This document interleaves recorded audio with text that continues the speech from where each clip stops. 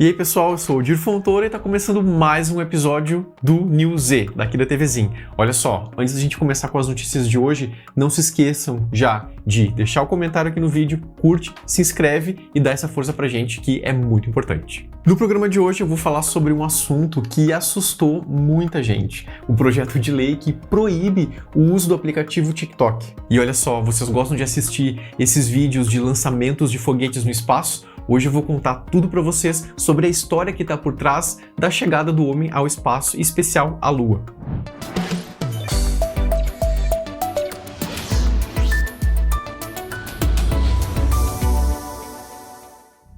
O TikTok vai ser proibido no Brasil? O presidente dos Estados Unidos, Joe Biden, ele sancionou uma lei, gente, que foi aprovada no Congresso norte-americano, que ordena que essa empresa chinesa, ByteDance, que venda o TikTok para não ser banida do país. Os Estados Unidos, eles argumentam que a China poderia se aproveitar do poder da empresa para obter dados dos usuários da plataforma. A ByteDance, ela, claro, nega as acusações. E por conta de tudo isso, muitos brasileiros começam a se questionar. E aí, o TikTok vai ser proibido no Brasil também? Eu tenho uma resposta para você. Não, o TikTok não deve ser proibido no Brasil, pelo menos não por enquanto. Os Estados Unidos, eles possuem uma relação de desconfiança com a China, em função do grande crescimento econômico desse país e também por questões ideológicas. Isso quer dizer, basicamente, que é um problema para os Estados Unidos, porque os Estados Unidos são um país capitalista e a China um país socialista. Então vejam que isso é basicamente uma grande ameaça à hegemonia dos Estados Unidos. E quando a gente fala em hegemonia, talvez seja uma palavra chique para dizer que isso é uma ameaça à autoridade dos Estados Unidos, à influência e ao poder dos norte-americanos. Então é claro que esse aplicativo oferece uma ameaça para eles. E aí, diferente dos Estados Unidos, o Brasil ele vem mantendo uma boa relação com a China, que é fortalecida aí pelo BRICS, pela parceria comercial entre esses países, pelas relações diplomáticas, e a gente tem aí muitos focos em comum. Então essa preocupação da gente perder o acesso ao TikTok não seria um ponto de atenção para nós brasileiros, pelo menos não nesse momento. E aí no começo do vídeo eu falei sobre os Estados Unidos acharem que a empresa responsável pelo TikTok estaria tendo acesso aos dados sensíveis dos usuários americanos e que essas informações poderiam ser compartilhadas com o governo chinês. E é aí que a gente entra num assunto que você precisa saber, que é a história da espionagem e das redes sociais. Vem comigo que eu vou te explicar. Sabe, gente, coisa de alguns anos atrás, mais especificamente em 2018, a gente teve o escândalo da Cambridge Analytica com o Facebook. O que foi isso basicamente? A gente tinha lá um aplicativo, sabe aqueles joguinhos que a gente clica, aceita nos termos, não lê direito o que está acontecendo ali e passa as nossas informações? Pois é. Fato é que esses dados, eles são dados muito valiosos. Então o que a Cambridge Analytica fez? Até onde a gente sabe. Ela pegou os dados dos usuários, considerando o comportamento deles, e entregou conteúdos políticos relacionados à própria ideologia política deles. E a partir dessas informações, eles foram inclinando essas pessoas a votar em um candidato ou outro. Então, até onde a gente sabe, muito provavelmente as eleições dos Estados Unidos, naquela época, foram influenciadas em razão desse jogo do algoritmo. E é por isso, então, que é muito importante que a gente fique atento à forma como nós consumimos conteúdo na internet. Então, quando a gente consome ali as redes sociais, sejam elas quais forem, a gente não está totalmente livre de ser influenciado e de ser inclinado a certas coisas, sobretudo a partir de conteúdos que são pagos, ou seja, conteúdos que são patrocinados para que a gente veja, mas também a partir de conteúdos aparentemente orgânicos. Então, muito cuidado com os testes, com os jogos, com os filtros que a gente usa para brincar. Sabe aqueles termos de uso que a gente nem lê e clica? Pois é, nossas informações elas estão ali e elas valem muito. Vocês querem uma dica de conteúdo bem interessante sobre isso? Minha sugestão é O Dilema das Redes. É um documentário do Jeff Orlovsky que fala bastante sobre as possibilidades da influência, da manipulação e desse controle das redes sociais, sabem? Eu recomendo que vocês assistam, é bem interessante. E aí, já pararam para pensar nisso? Conta aqui pra gente o que vocês acharam e se isso fez algum sentido na cabeça de vocês. Mais pessoas irão pisar na Lua. Recentemente, a China enviou 3 astronautas até a Estação Espacial de Tiangong.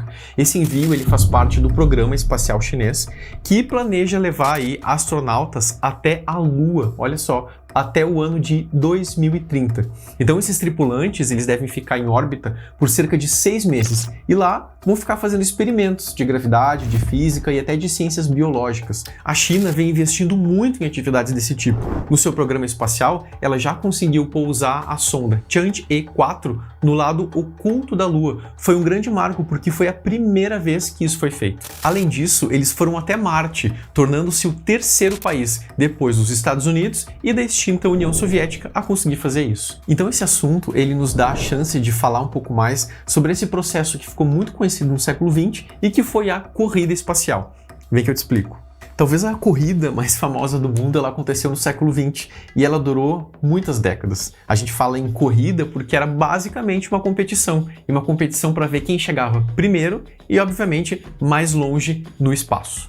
Então, de um lado a gente tem os Estados Unidos e de outro a antiga União Soviética. De um lado o capitalismo norte-americano e de outro o socialismo soviético. Eram duas das maiores potências do mundo que rivalizavam para ver quem era melhor. Era a época da Guerra Fria, e a gente fala em Guerra Fria porque ninguém explodiu exatamente uma bomba no outro território do inimigo, ou deu um tiro que seja. Por exemplo, era uma guerra mais política, mais ideológica, por isso fria, percebem? Vamos fazer uma linha do tempo. Em 1957, a União Soviética saiu na frente. Eles conseguiram lançar o primeiro satélite artificial, o Sputnik 1, que ficou orbitando, ou seja, sobrevoando ao redor da Terra. Em 58, os Estados Unidos lançaram o Explorer 1. Em 61, os russos enviaram o primeiro homem para o espaço, o Yuri Gagarin. Ele saiu até na capa da revista Times. E em 63, com os russos novamente, a Valentina Tereskova ela foi a primeira mulher a viajar para o espaço. Em 65, graças aos norte-americanos, a gente tem as primeiras imagens de perto do planeta Marte. Em 69, finalmente, os Estados Unidos colocam o primeiro homem na Lua, o Neil Armstrong. E é claro que muita coisa continua acontecendo depois disso, e muita gente vai dizer também que essa corrida espacial entre diferentes países do planeta, na verdade, nunca acabou e continua acontecendo. E aí, o que vocês acham? Será que até 2030 os chineses vão conseguir chegar até lá? A gente vai acompanhar de perto. Outra coisa que a gente costuma acompanhar de perto são as notícias do mundo pop. E para falar disso, a Helena hoje vai trazer novidades, que vai falar sobre cinema e jogos. É isso, Helena? Você provavelmente viu por aí que as adaptações de jogos em filmes e séries estão se popularizando cada vez mais. Mas será que você sabe quando tudo isso começou? Muitas pessoas consideram o Mario o primeiro jogo que virou filme, mas calma, eu não tô falando daquele que saiu um tempinho atrás. O jogo, que é queridinho de muita gente, foi lançado em 1985, e o Mario logo virou todo tipo de produto, de camiseta, brinquedos e o que mais a criatividade permitir. Para reforçar ainda mais essa marca, em 1989 o personagem ganhou seu próprio programa, o Super Mario Bros. Super Show. Essa produção é bem diferente da que vemos por aí, muito pelo material disponível naquela época. A série, inspirada no game, contava com atores reais que faziam o papel do Mario e do Luigi, e saíam por aí para aventuras juntos. Tempos depois, em 1993, foi a vez do personagem ganhar um espaço nas telonas e a história virou filme.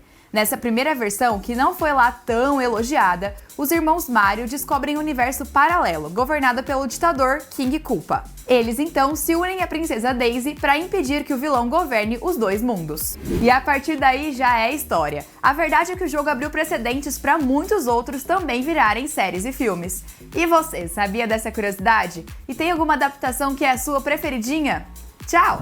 Olha, Helena, eu sou suspeito porque se você viu o outro episódio que eu vim até com uma roupa do Mario, eu amo demais essa história. E pra mim, a melhor adaptação foi de 2023. Difícil alguma ganhar dessa. Então, o News E de hoje vai ficando por aqui. Eu sei que é triste, mas semana que vem eu volto e trago mais novidades, mais um episódio inédito pra você. E ó, não perde, toda segunda-feira aqui no canal da TVzinho. E para ficar ligado em tudo que acontece no Brasil e no mundo, sbtnews.com.br. Contem pra gente aqui nesse vídeo se vocês gostaram de assistir, quais os temas vocês querem ver nos próximos episódios. Se inscreve no canal, curte o vídeo e compartilha. Um beijo, fiquem bem e até a próxima. Tchau!